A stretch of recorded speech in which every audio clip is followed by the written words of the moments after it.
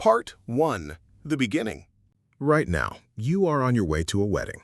You notice a flowing white gown, soft music playing in the background, the slipping of a ring onto a finger, the locking of eyes, and the vows to care for each other until the end of life, followed by a piece of paper signed by two people to announce to the world that they belong entirely to each other. It is a familiar scene to all of us, one of the life goals many humans dream of. But if we take a step back, look at this behavior through the lens of biology and evolution, we will find that what humans are doing is genuinely strange. In the entire animal kingdom on Earth, there are many species that made for life. Albatrosses flying across oceans to return to the same mate every year. Wolves staying loyal to their alpha and their partner. Or seahorses swimming side by side, tails intertwined, never leaving. They live together, hunt together, and protect their young. But no animal on Earth throws a celebration to announce their pairing. No penguin invites its flock to bear witness. No other species creates a social contract or a law as a chain to force their mate never to run away. Except humans. Why did a species so highly evolved, so intelligent, and so desperate for freedom like us invent a system that ties our lives to just one person? When did we start doing this? Why couldn't we leave relationships as free as nature intended? If you believe marriage was created to celebrate love because two people feel the same way and want to share their last breath, the truth you're about to hear might change how you look at that ring on your finger. Because the origin of marriage in human history had absolutely no room for what we call love. Go back to ancient times, when we were just hunter-gatherers. We lived in small groups, roaming and moving constantly to follow the food. Back then, mating was instinctual, simple, and natural. Relationships began and ended without complex rules. No one truly owned anyone else. There was no concept of personal property. If we hunted an animal, we shared the meat, so there was no need to pass down an inheritance. A child born belonged to the tribe. They were the blood of the group, and everyone helped feed and raise them. Humans lived that way, free and unattached, for hundreds of thousands of years, without contracts, without rituals, without marriage. Everything seemed to follow the path of nature. Until humanity reached one of the greatest turning points in history. The moment we decided to stop walking, to stop roaming. We discovered how to plant seeds. We learned how to build fences to keep animals. We started building permanent homes. The era of roaming ended, replaced by the agricultural revolution. And this was the exact moment everything about our species began to change. When humans settled down, we started owning land. We started producing food that could be stored for years, instead of sharing everything with the tribe. Humans started drawing borders and creating the words mine and yours. When property accumulation began, wealth was born. And with wealth came the inevitable desire to protect it. But what was even more important than protecting it was what happened when the owner died. Who would inherit all this hard-earned wealth? That was the beginning of a complex problem, and the trigger that forced humans to invent a system of attachment to control our own species. Part 2. The heir. When human societies began accumulating wealth, men who owned land and herds started to worry. A worry about who would get their hard-earned property when they were gone. Naturally, the most logical answer was to pass it to their own heirs. But that was the problem of the era. In the hunter-gatherer society, where everyone made it freely, identifying a child's mother was easy. Whoever carried the baby, whoever gave birth, was the mother. No confusion. But for a man, there was absolutely no way to guarantee which child running around the tribe was truly his. If a man wanted to leave his wealth to his child, he had to be certain the child carried his blood. And the only way to guarantee that in an age without DNA testing was to control women and stop them from having relations with other men. That was the moment the concept of exclusive relationships began. It wasn't about love or romance or finding your missing half. It was an economic mechanism.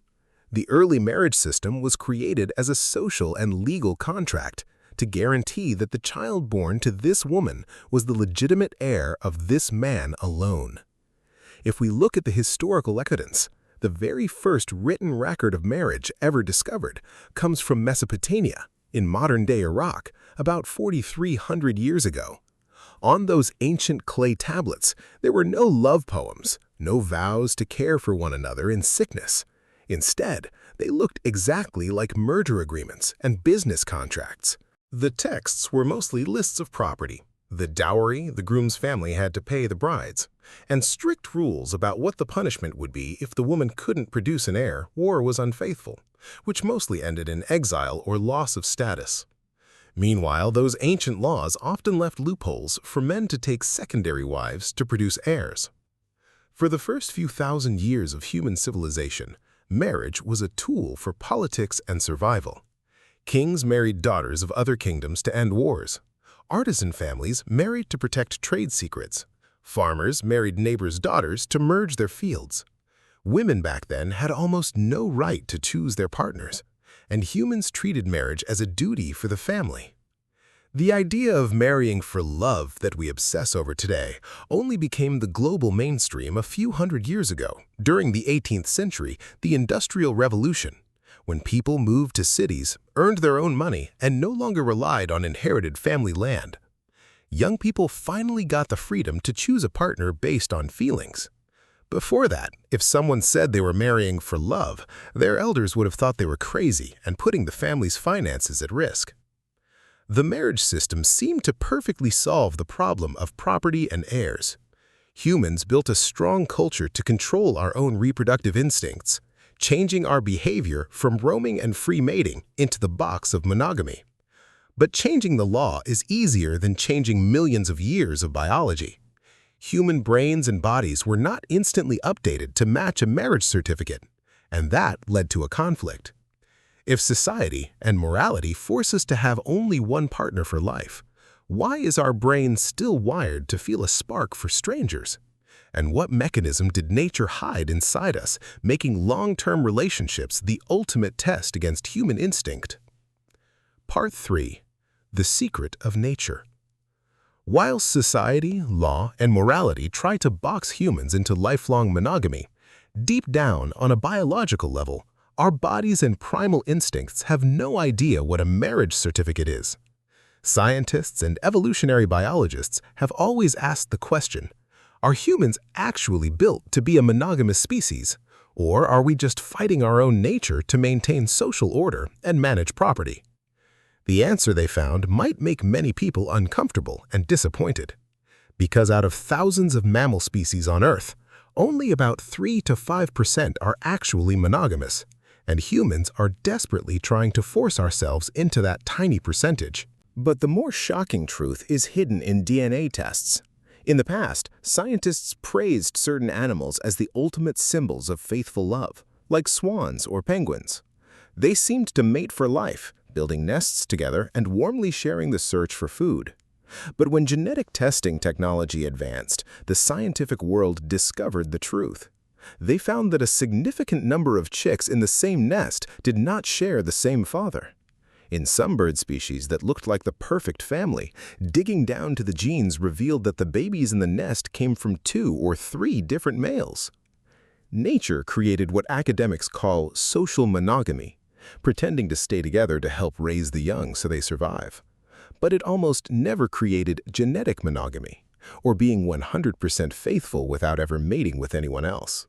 Cheating is not an anomaly in the animal kingdom. It is a fundamental rule that helps species survive extinction. So why is being faithful to one person such a challenge to human instinct? The entire answer is hidden in our nervous system and the chemicals in our brains.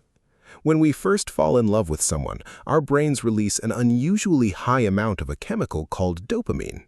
It is the chemical of happiness, excitement, and the strongest driving force. Dopamine makes us want to see them, talk to them, feel our hearts race, and see the world as if only they exist.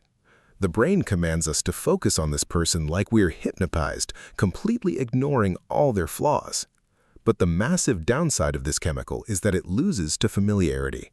As time passes, no matter how good-looking your partner is or how well they treat you, once the brain learns and memorizes this person's patterns completely, dopamine stops flowing and slowly drops. This is not your fault. It's not your partner's fault, and it doesn't mean the love is gone. It is a biological mechanism called the Coolidge effect. It is a system nature hardwired into all mammals' brains to trigger a feeling of excitement and interest in a new mate the second they see one. The reason nature designed this program was to force creatures to spread their genes, to create maximum genetic diversity, reduce the risk of inbreeding, and increase the species' chances of surviving a plague. Nature doesn't care about morality. Nature doesn't care if you wear a ring on your left hand or not. Its only goal is the survival of the human race. So our brains always keep an interest in new things, which explains why we can still feel a spark for a stranger, or feel our heart skip a beat for someone who just walked past us, no matter how much we actually love and care for our partner in real life. It sounds like humans are cursed by nature to be a species that betrays each other. If laws and culture are things humans invented to fight primal instincts, then why do so many married couples on Earth still hold hands, resist temptations, and stay together until the last day of their lives without breaking apart? Because nature didn't play a trick on us from just one side. While it created dopamine to make us excited about new things, it also created another chemical to act as a glue. And this specific chemical is the key that has kept the human family system alive to this day. Part 4. The chemical of bonding. What nature hid away to balance out the instinct for new mates is a brain chemical called oxytocin. In the scientific and medical world, it is known as the bonding hormone, and it is the most powerful relationship control substance the human race has ever had. While dopamine acts like a firework, creating frantic excitement and attraction in the early stages of falling in love, oxytocin works like a warm fireplace. It provides a steady, stable, and much longer-lasting warmth. This chemical is released in large amounts when humans touch, hug, hold hands, or even just look into each other's eyes with understanding. It creates an incredible sense of safety, trust, and mental peace. Biologically, it is the exact same hormone that makes a mother willing to sacrifice her life to protect her baby. And nature was smart enough to use this exact same mechanism to build a long-term bond between lovers, acting as an anchor so they don't drift apart easily. But there is still an interesting question. Why did evolution need to create this hormone to make humans bond so deeply? The answer lies in our own physical limitations. Compared to other animals on Earth, human babies are born the weakest and remain helpless the longest. A wild foal can stand and run within hours of birth to escape predators, but a human baby takes a year just to start walking, and takes another decade before our massive, complex brains develop enough to survive in the wide world. Leaving a mother to raise a child alone in the dangerous ancient world was basically a guarantee that neither would survive. Our species needed a teamwork system to keep our bloodline alive. So, nature had to evolve a nervous system that forced men and women to bond intensely so that both wouldn't abandon each other and would stay to help find food and protect the baby until it grew enough to continue the species. When we put all the pieces together, we see the overlapping big picture. Marriage might have started 4,000 years ago in history as a business contract, a legal rule written to protect property and guarantee an heir's bloodline. But it is no accident that this system survived, transitioned, and rooted itself deeply into the modern world.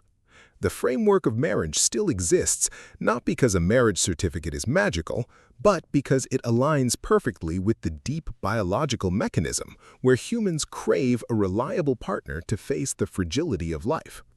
Today, the context of marriage and mating has completely changed. We no longer sign a marriage registry to trade herds of cattle or merge family lands. We are no longer forced by society to stay together purely for survival. And at the same time, with scientific knowledge, we are fully aware that nature hardwired an instinct into our brains that makes us easily swayed by new things. But the one thing that separates human evolution entirely from other animals is not that we can erase our primal instincts from our bodies, but that we have what is called free will and a frontal lobe built for analytical thinking. We can weigh the fleeting, shallow happiness of the moment against a stable, comforting long-term relationship. Therefore, choosing to be monogamous is not a matter of instinct. It is not a program nature drew up to force us into from birth, and it is not something a ring on a finger can guarantee forever. It is a decision. The decision to wake up and choose the exact same person over and over again every single day, even while living in a world that constantly tries to feed us new options to sway us.